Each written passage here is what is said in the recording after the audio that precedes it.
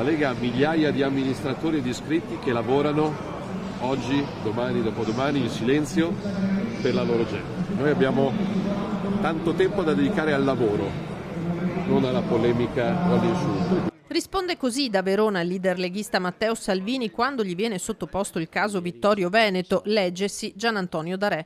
Ognuno è libero di dire quel che vuole, salvo poi pagarne le conseguenze. Dalla fiera della logistica il ministro dei trasporti respinge con forza che il malessere della base leghista sia diffuso. Eppure lo stesso Luca Zaia ammette che il tema c'è. Io penso che ci sia un dibattito che è innegabile, dopodiché mi fermo qui. Tutti noi siamo...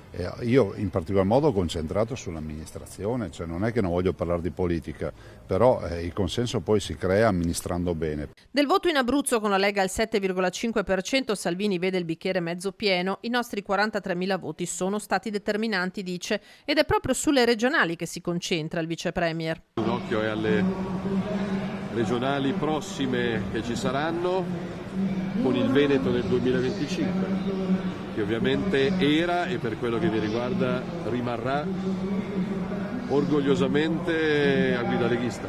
Ma all'orizzonte non c'è nessuna corsa solitaria, il carroccio lavora ovunque per un centrodestra unito, prosegue, il via libera al terzo mandato ai governatori, scioglierebbe il nodo e Salvini lo rilancia. Secondo me sarebbe giusto che fossero i cittadini a decidere di tenersi quel sindaco o quel governatore.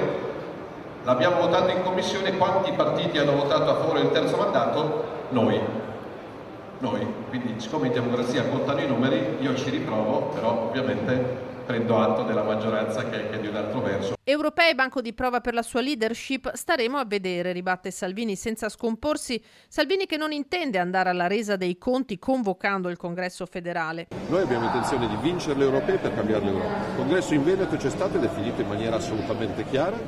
Si farà il congresso federale quando sarà opportuno fare il congresso federale. Prima bisogna vincere le elezioni europee, perché o l'Europa cambia oppure è un problema per tutti. Con Vanacci? Mi piacerebbe anche con Vanacci, certo. E dunque il capitano tira dritto, poco importa se la richiesta di un confronto arriva da esponenti leghisti come l'assessore regionale Roberto Marcato. Ma c'è stato il congresso in Veneto poco tempo fa, lei ce l'ha presente? Sì, come no? Com'è finito? Vabbè, a parte questo, però perfetto, qualcuno buon lavoro.